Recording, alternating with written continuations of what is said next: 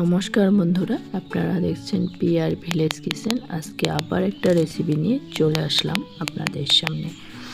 আজকের রেসিপি লাউ নিরামিষ। তাই চলুন এবার লাউটাকে আমি তুলে নিই। এখানে সিম গাছ, বেগুন গাছ আর সঙ্গে লাউ গাছও আছে। এবার আমি লাউটাকে কেটে নেব।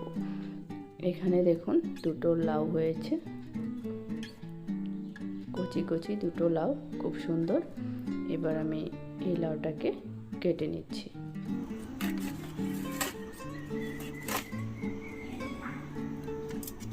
দেখুন খুব সুন্দর কচি একটা লাউ, খেতেও খুব দারুণ লাগে। লাউগুলো বেশি বড় হয় না, এই সাইজেরই হয়। চলুন এবার রেসিপিটা দেখে নেওয়া যাক কিভাবে করি। লাউটাকে এইভাবে কেটেছি আমি। এখানে 4-5টা কাঁচা লঙ্কা, থেতো করা আদা, আর এখানে নিয়েছি হাফ বাটিরও কম মাসকলাইর ডাল। এবার আমি রান্নাটার জন্যে কড়াই নিয়ে নিয়েছি। কড়াইয়ের মধ্যে তেল দিয়ে দিলাম। একদম মশলা ছাড়া এই রান্নাটা আমি করব। খেতেও খুব টেস্টি আর স্বাস্থ্যকর একটা রেসিপি।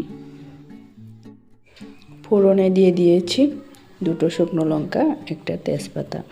এবার এটাকে একটু সময় ভেজে নিচ্ছি।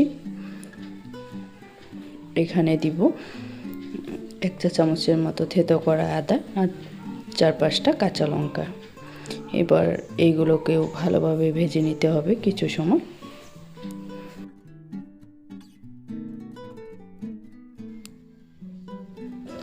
মশলা ছাড়া এতটা টেস্টি রেসিপি অবশ্যই একবার ট্রাই করবেন। আশা করছি সকল বন্ধুদের ভালো লাগবে। এবার এর মধ্যে মাসকলাইর ডালটা অ্যাড করে দিলাম। এবার ডালটাকে ভেজে নিলাম কিছু সময়। এর থেকে একটা সুন্দর গন্ধ ছেড়ে আসলে এর মধ্যে আমি কেটে রাখা লাউ অ্যাড করে দিব। লাউগুলো দিয়ে দিলাম।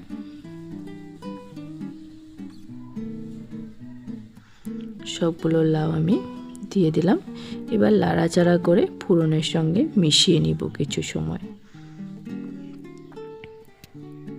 আজকে যারা আমার ভিডিও নতুন দেখছেন, নতুন বন্ধুদেরকে বলছি, ভিডিওটা দেখে যদি ভালো লাগে লাইক, কমেন্ট, শেয়ার করার সাথে চ্যানেলটাকেও সাবস্ক্রাইব করে নেবেন।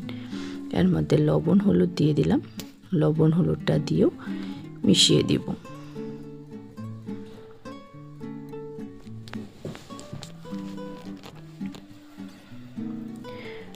লবণ হলুদটা ভালোভাবে মিশিয়ে নিয়ে এই লাউগুলোকে আমি অনবরত লাড়াচাড়া করে ভাজতে থাকবো।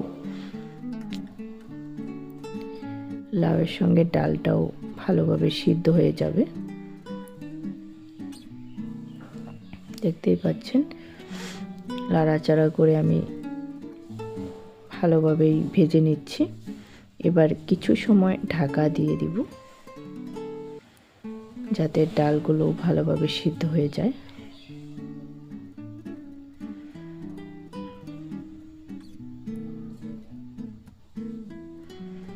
এবার ঢাকাটা তুলে নিলাম আর একটু সময় লাড়াচাড়া করে ভেজে নিচ্ছি। আর লাউয়ের থেকে কিন্তু জল উঠে আসছে, আমি এর মধ্যে কোনো জল ব্যবহার করিনি। খেতেও কিন্তু দারুণ টেস্টি হয়েছিল, বলে বোঝাতে পারবো না। এবার এর মধ্যে আমি জল অ্যাড করে দিলাম। জলটা আমি বেশি দিব না, অল্প পরিমাণেই দিব না, লাউয়ের থেকে এমনিতেই জল উঠে আসে।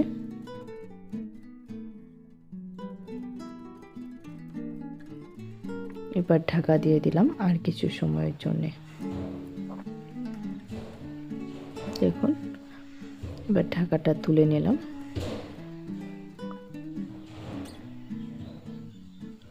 নাড়াচাড়া করে মিশিয়ে দিব। আর লাউগুলো বেশ ভালোভাবে সিদ্ধ হয়ে গেছে, ডালগুলো খুব সুন্দর সিদ্ধ হয়েছে।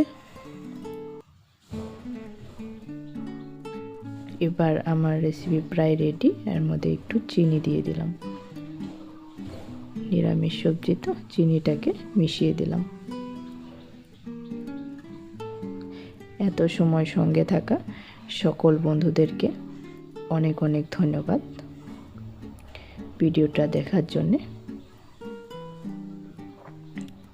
সবাইকে অনেক অনেক ধন্যবাদ জানাই আজকের ভিডিও এখানে শেষ করছি।